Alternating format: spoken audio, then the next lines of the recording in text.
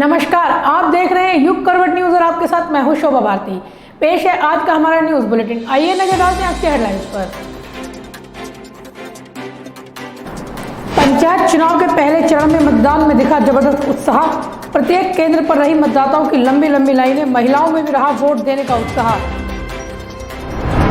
राजधानी दिल्ली में बेकाबू हुआ कोरोना, केजरीवाल सरकार ने लगाया वीकेंड लॉकडाउन। शुक्रवार रात 10 बजे से सोमवार सुबह 6 बजे तक सब कुछ रहेगा बंद। बढ़ते कोरोना मामले को लेकर योगी सरकार ने किए कई बड़े फैसले। 10 जिलों में अब शाम 8 बजे से सुबह 7 बजे तक रहेगा नाइट कर्फ्यू। सीबीएसई के बाद अब यूपी बोर्ड की 10वीं और 12वीं की परीक्षाएं भी स्थगित। उत्तर प्रदेश में 12वीं तक के सभी स्कूल कॉलेज 15 मई तक बंद। विश्व प्रसिद्ध साहित्यकार डॉक्टर कुंवर बेचैन को भी नहीं मिल सका अस्पताल में बेड। डॉक्टर कुमार विश्वास के ट्वीट के बाद नोएडा के सांसद डॉक्टर महेश शर्मा ने बढ़ाया मदद का हाथ। गांव की सरकार चुनने के लिए गुरुवार को मतदाताओं में भारी उत्साह देखने को मिला। सुबह से मतदान केंद्रों पर चुनाव को लेकर मतदाताओं में भारी उत्साह दिखाई दिया। जिले में सुबह 7 बजे से मतदान शुरू होते ही मतदान केंद्रों पर वोटर्स की भीड़ लगनी शुरू हो गई थी, जो निरंतर जारी रही। जिले में पहले चरण में ही मतदान हो रहा है। गाजियाबाद जिले के 161 ग्राम पंचायत में 14 जिला पंचायत सदस्य, 161 ग्राम प्रधान, बीडीसी के 323 और ग्राम पंचायत के 2141 पदों पर चुनाव हो रहा है। गांव की सरकार चुनने के लिए 5 लाख से अधिक मतदाता अपनी अहम भागीदारी निभा रहे हैं। गाजियाबाद जिले में गुरुवार को त्रिस्तरीय ग्राम पंचायत चुनाव को लेकर मतदाताओं में भारी उत्साह दिखाई दिया। जिले में सुबह 7 बजे से मतदान शुरू होते ही मतदान केंद्रों पर मतदाताओं की भीड़ लगनी शुरू हो गई थी, जो निरंतर जारी रही। जिले में पहले चरण में ही चुनाव हो रहा है। गाजियाबाद जिले के 161 ग्राम पंचायत चुनावों में विभिन्न सीटों के लिए आज चुनाव हो रहे हैं। मतदान सुबह 7 बजे शुरू हुआ, जिसके बाद केंद्रों पर मतदाताओं का पहुंचना शुरू हो गया। आलम यह था कि हर बूथ पर महिला और पुरुष मतदाता लंबी लाइनों में लगे हुए दिखाई दिए।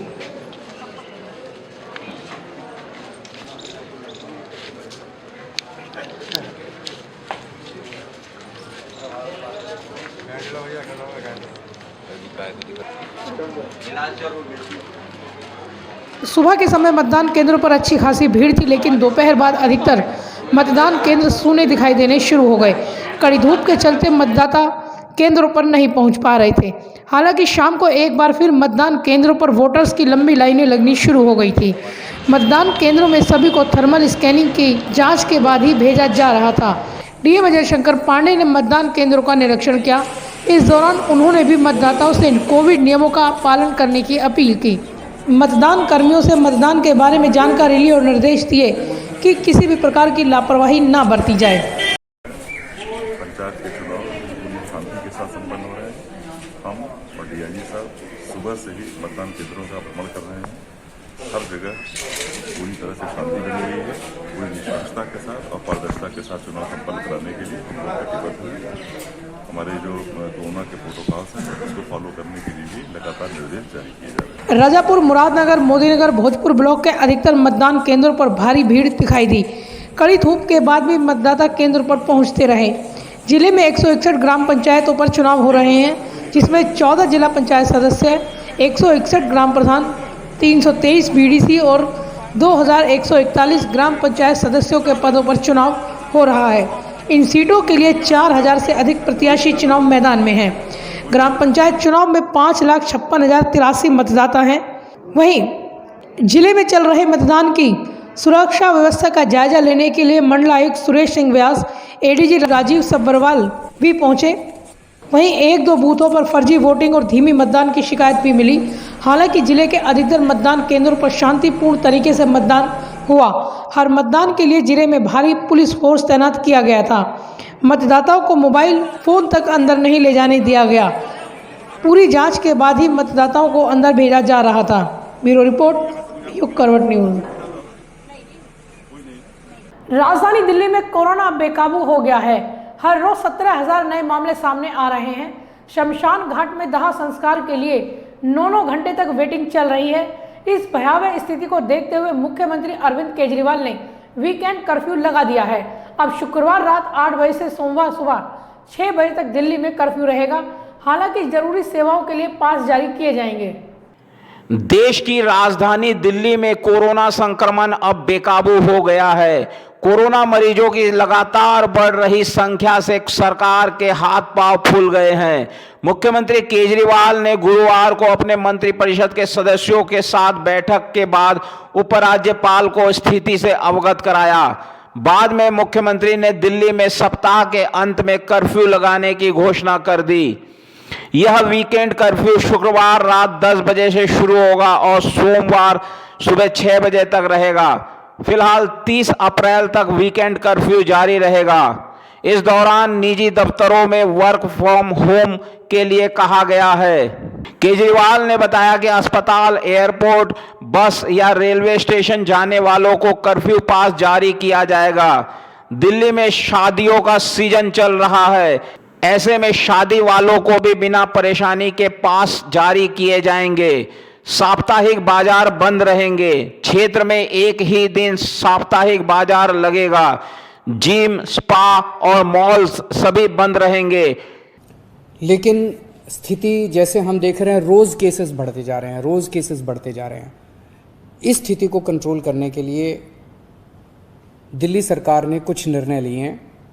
आज एलजी साहब के साथ मीटिंग हुई थी और सब ने मिलके ये निर्णय लिए हैं कि वीकेंड के ऊपर कर्फ्यू दिल्ली के अंदर लगाया जाएगा।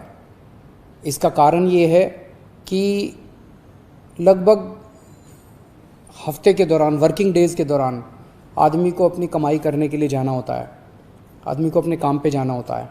लेकिन वीकेंड में अक्सर जो लोग निकलते हैं वो अपने एंटरटेनमेंट के लिए या दूसरी एक्टिविटीज़ के लिए निकलते हैं, जो कि कर्टेल की जा सकती है, जिसके ऊपर अंकुश लगाया जा सकता है। उससे बहुत ज़्यादा लोगों को दिक्कत नहीं होनी चाहिए।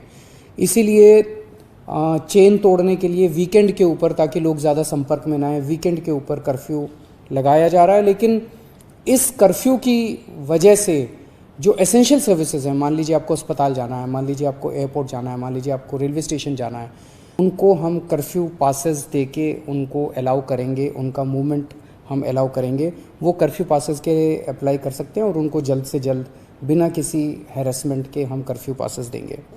शनिवार और रविवार को राजधानी दिल्ली पूरी तरह बंद रहेगी। सिर्फ जरूरी सेवाओं को ही अनुमति मिलेगी। अभी दिल्ली में नाइट कर्फ्यू लगा है, लेकिन कोरोना संक्रमण के केस थमने का नाम नहीं ले रहे हैं।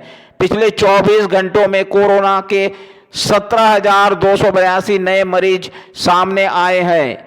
एक बार 1 लाख से ज्यादा सैंपल की जांच में 15% पॉजिटिव रेट दर्ज हुआ है। वायरस के वजह से 104 मरीजों की मौत हो गई है। ब्यूरो रिपोर्ट, युग करवट न्यूज। कोरोना के बढ़ते मामलों को देखते हुए मुख्यमंत्री योगी आदित्यनाथ ने गुरुवार को कई बड़े फैसले लिए। टीम 11 के सदस्यों के साथ वीडियो कॉन्फ्रेंसिंग के दौरान मुख्यमंत्री ने उन 10 जिलों में नाइट कर्फ्यू का समय बढ़ाने को कहा है जहां हर रोज 2000 से ज्यादा मामले आ रहे हैं।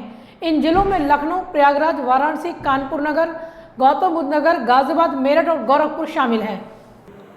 कोरोना के बढ़ते संक्रमण को देखते हुए महामारी पर प्रभावी नियंत्रण के लिए उत्तर प्रदेश के मुख्यमंत्री योगी आदित्यनाथ ने गुरुवार को कई बड़े और अहम फैसले लिए। मुख्यमंत्री ने उन 10 जिलों में नाइट कर्फ्यू की टाइमिंग में बदलाव करने के निर्देश दिए जहां प्रतिदिन 2000 से ज्यादा मामले सामने आ रहे हैं। इन जिलों में अब रात 8 बजे से सुबह 7 बजे तक नाइट कर्फ्यू रहेगा। इस दौरान पूरी सख्ती बरतने के निर्देश दिए गए हैं। इस दौरान सिर्फ उन्हीं लोगों को बाहर निकलने की अनुमति होगी जिन्हें जिला प्रशासन द्वारा मंजूरी प्रदान की गई है। इनमें से किसी को मास्क या सैनिटाइजर के बिना बाहर निकलने की अनुमति नहीं होगी। कोरोना पर प्रभावी नियंत्रण के लिए गठित टीम 11 के सदस्यों के साथ मुख्यमंत्री योगी आदित्यनाथ ने गुरुवार को वीडियो कॉन्फ्रेंसिंग की। इस कॉन्फ्रेंसिंग के दौरान मुख्यमंत्री ने लखनऊ, प्रयागराज, वाराणसी, कानपुर नगर, गौतम बुद्ध नगर, गाजियाबाद, मेरठ और गोरखपुर सहित 2000 से ज्यादा एक्टिव वाले सभी 10 जनपदों में रात्रि कर्फ्यू का समय 8 बजे से सुबह 7 बजे तक करने के निर्देश दिए। यह आदेश तत्काल प्रभाव से लागू कर दिया गया है। मुख्यमंत्री योगी आदित्यनाथ ने लखनऊ के केजीएमयू और बलरामपुर अस्पताल को पूरी तरह से कोरोना डेडिकेटेड अस्पताल के रूप में तैयार रखने को कहा है। हालांकि इस दौरान नॉन कोविड मरीजों की सुविधा का भी ध्यान रखा जाएगा। ब्यूरो रिपोर्ट, युग करवट न्यूज। उत्तर प्रदेश में बढ़ते कोरोना संक्रमण के चलते अब सरकार ने यूपी बोर्ड की परीक्षा अगले आदेश तक स्थगित कर दी है। इतना ही नहीं, कक्षा 1 से 12वीं तक के स्कूलों को 15 मई तक के लिए बंद रखने के निर्देश दिए हैं। यूपी सरकार ने कहा है कि मई में कोरोना संक्रमण के हालात की चर्चा के बाद परीक्षाओं की नई तारीखों पर विचार होगा। बता दें, पिछले 24 घंटे में यूपी में 22,000 से ज्यादा कोरोना संक्रमण के मामले आए हैं। सीबीएसई के बाद अब यूपी सरकार ने भी यूपी बोर्ड के हाई स्कूल इंटर की परीक्षाओं को अगले आदेश तक स्थगित कर दिया है। साथ ही 15 मई तक कक्षा 1 से 12वीं तक के भी स्कूलों को बंद रखने का ऐलान किया है। उत्तर प्रदेश में कोरोना संक्रमण से हालात बद से बदतर होते जा रहे हैं। यूपी सरकार ने कहा है कि मई में परीक्षा की नई तारीखों पर विचार होगा। यूपी में कोरोना नए रिकॉर्ड बना रहा है। सिर्फ 24 घंटे में ही यूपी में 22,439 नए केस सामने आए हैं, तो वहीं लखनऊ में रिकॉर्ड 5,183 मामले सामने आए हैं। बता दें, कल ही सीबीएसई की 10वीं की परीक्षा रद्द और 12वीं की परीक्षा स्थगित कर दी गई थी। यूपी बोर्ड की परीक्षा भी एक बार ग्राम पंचायत चुनाव के चलते स्थगित की गई थी, जिसमें दोबारा 8 मई से परीक्षाएं होनी थी।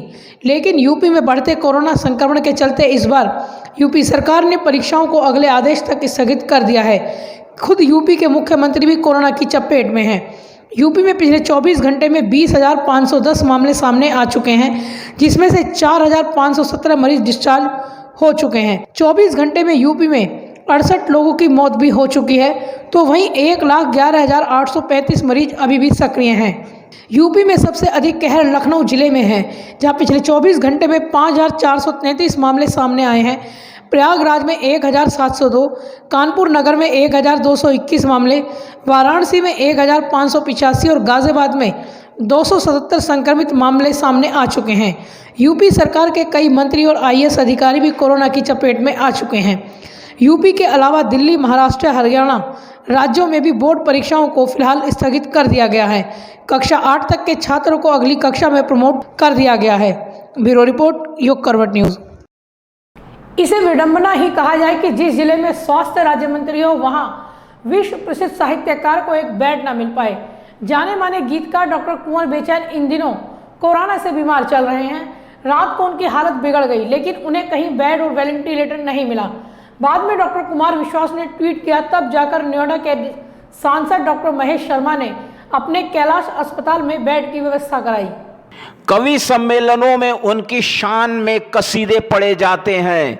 उन्हें गाजियाबाद ही नहीं बल्कि पूरे उत्तर प्रदेश का गौरव बताया जाता है।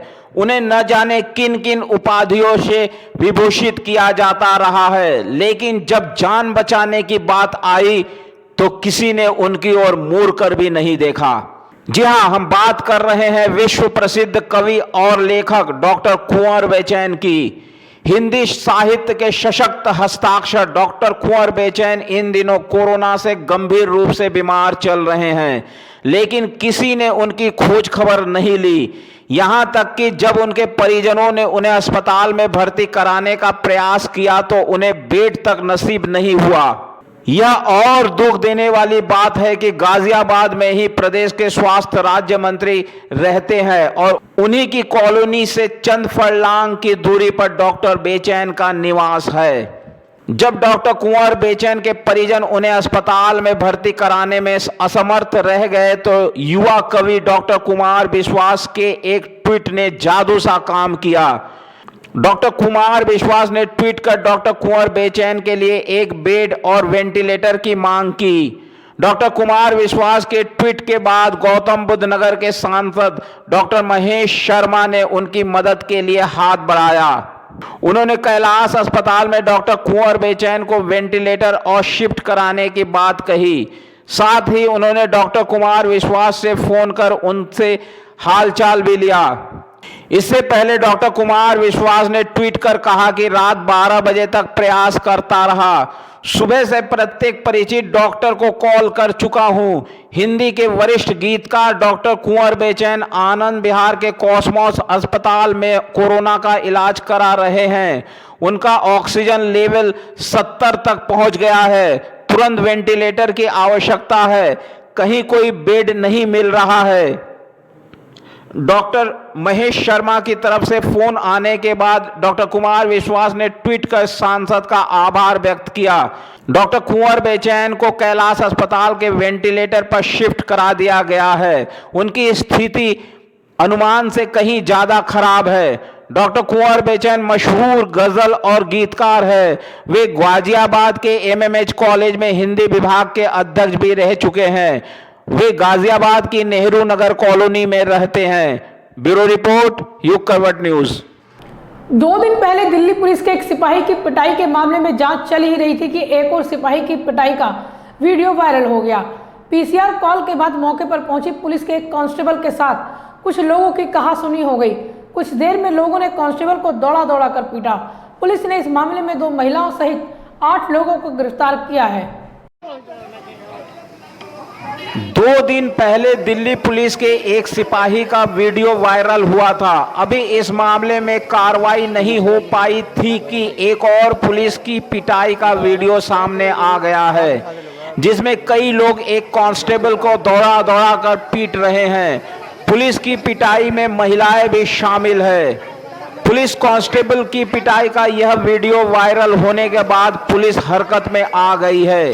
छानबीन में पता चला कि वीडियो दिल्ली के ख्याला इलाके का है।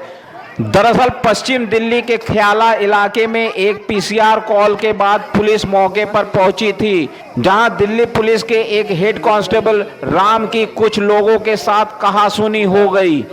कुछ देर में मामला हाथापाई तक पहुंच गया। आरोप है कि इसके बाद कुछ लोगों ने उस कांस्टेबल को दौड़ा दौड़ा कर पीटा। पुलिस वाले की पिटाई में महिलाएं भी शामिल थी। पुलिस ने इस मामले में फौरन एक्शन लिया है। इस संबंध में मामला दर्ज कर 8 लोगों को गिरफ्तार कर लिया गया है। इनमें 2 महिलाएं भी शामिल है। ब्यूरो रिपोर्ट, युग करवट न्यूज। मतदान करना हर वोटर की जिम्मेदारी है। कुछ ऐसा ही संदेश जिले में ग्राम पंचायत चुनाव के दौरान ऐसे वोटर्स ने दिया जो चलने फिरने से लाचार होने के बाद भी अपनी जिम्मेदारी निभाते हुए गांव की सरकार चुनने के लिए वोट डालने पहुंचे। तो वहीं नए वोटर्स में भी खासा उत्साह देखने को मिला। एक बूथ पर फर्जी वोटिंग का मामला भी सुना गया। मतदान करना मतदाताओं का अधिकार है। अपने इस अधिकार के प्रति युवा ही नहीं बुजुर्ग भी कितने जागरूक हैं, इसकी एक बानगी गुरुवार को गाजियाबाद जिले में हुए ग्राम पंचायत चुनाव के दौरान देखने को मिली, जब चलने फिरने में असमर्थ एक बुजुर्ग महिला को उसका बेटा अपनी पीठ पर लादकर डॉक्टर अंबेडकर स्कूल इंद्रगढ़ी मतदान केंद्र तक लेकर आया। 70 वर्षीय भवरी देवी का वोट डालने के प्रति उत्साह देखते ही बन रहा था। मतदान कर्मियों ने भी प्राथमिकता पर भवरी देवी से मतदान कराया। वहीं इंद्रगढ़ी के डॉक्टर अंबेडकर बूथ पर फर्जी वोटिंग का भी मामला सामने आया। इंद्रगढ़ी की रहने वाली सास बहू जब अपना वोट डालने के लिए केंद्र पहुंची तो पता चला कि उनका वोट पहले से ही डल चुका है। महिलाओं ने कहा कि जब उन्होंने वोट डाला ही नहीं तो उनकी जगह कोई और कैसे वोट डाल सकता है। उन्हें वोट तक नहीं डालने दिया गया। कहाँ की रहने वाली हैं? यहीं के रहने वाले हैं। नहीं, वोट डालने आए थे, क्या वोट डालने आए थे, क्या हुआ आपका? वहाँ डालने नहीं दी कि आपकी वोट डल चुकी। ग्राम पंचायत चुनाव को लेकर मतदाताओं में उत्साह का आलम यह था कि नवरात्र और रोजे होने के बाद भी बड़ी संख्या में गांव के वोटर्स सरकार चुनने के लिए वोट डालने के लिए केंद्रों पर पहुंचे। यहां तक कि घंटों लाइन और कड़ी धूप के बाद भी व्रतियों और रोजेदारों के चेहरे पर शिकन तक देखने को नहीं मिली। ग्राम पंचायत चुनाव में ऐसे मतदाताओं की संख्या भी अच्छी खासी दिखाई दी जो पहली बार वोट डालने पहुंचे। पहली बार वोट डालने पहुंचे इन युवा मतदाताओं में खासा उत्साह दिखाई दिया और उन्होंने बढ़ चढ़कर मतदान में प्रतिभाग कर वोट कर अपनी जिम्मेदारी निभाई। ब्यूरो रिपोर्ट, युग करवट न्यूज। कोरोना संक्रमण के बढ़ते प्रसार को देखते हुए ग्राम पंचायत चुनाव में कोविड-19 नियमों के अनुपालन को लेकर राज्य निर्वाचन आयोग ने सख्ती बरतने के निर्देश दिए थे, लेकिन मतदान के दौरान किसी भी केंद्र पर सोशल डिस्टेंस का पालन होता नहीं दिखा। लोग भारी भीड़ में लगे दिखाई दिए। सोशल डिस्टेंस के गोले भी कई केंद्रों पर बनाए गए थे। भीड़ के सामने पुलिस और मतदान कर्मी कोविड नियमों का पालन कराने की मशक्कत करते दिखे। ग्राम पंचायत चुनाव में जमकर सोशल डिस्टेंस की धज्जियां उड़ती दिखाई दी। कई मतदान केंद्रों पर सोशल डिस्टेंस के गोले बनाए गए थे, लेकिन अधिकतर मतदान केंद्रों पर यह गोले भी नदारद थे। भीड़ का आलम यह था कि लोग कोविड नियमों का पालन करते नहीं दिखे। सुबह से ही मतदान केंद्रों पर वोटर्स की लाइन लगनी शुरू हो गई थी। आलम यह था कि वोटर्स लंबी लाइनों में लगे दिखाई दिए, जिसमें 2 गज की दूरी तो दूर की बात 1 फुट का फासला भी नहीं दिखाई दिया। हालांकि लोगों को सोशल डिस्टेंस का पालन कराने के लिए अधिकारी लाउड स्पीकर से अनाउंस करते दिखे। इस्तेमाल करना है, अपने सामने ही उसके हाथ पे रख दें और अपनी अभिरक्षा अपनी कस्टडी में सैनिटाइजर रखें। किसी को मत दीजिए कि वो अपने हाथ से उठा रहा है, लगा रहा है, उसका हाथ संक्रमित हो सकता है। कोई कह रहा है वो अपना हाथ आगे कर देगा, आप अपने हाथ से उस पर स्प्रे कर दीजिए, ठीक है। आप अपने पास रखिए उसको, ठीक है। आपका भी सुरक्षित रहना जरूरी है। और हर एक आदमी जो अंदर आ रहा है उसको आप चेक करके ही भेजेंगे, ठीक है। 100% चेक करेंगे और उसको जो है सैनिटाइजर जरूर हाथ में लगवाएंगे। ये देखिए, लेकिन यह इंतजाम भी मतदान केंद्रों पर नाकाफी दिखाई दिए। बूथों पर कोविड नियमों का अनुपालन महज नाम के लिए हो रहा था।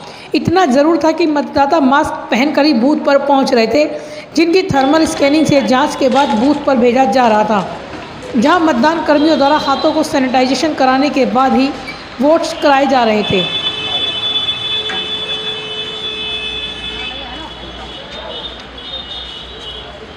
लेकिन किसी भी बूथ पर सोशल डिस्टेंस का अनुपालन होता नहीं दिखा। हर जगह भीड़ दिखाई दी।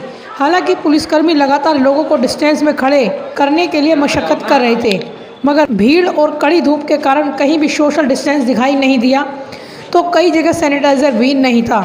हालांकि अधिकारी कोविड-19 नियमों के अनुपालन का निर्देश देते बूथों पर दिखाई दिए।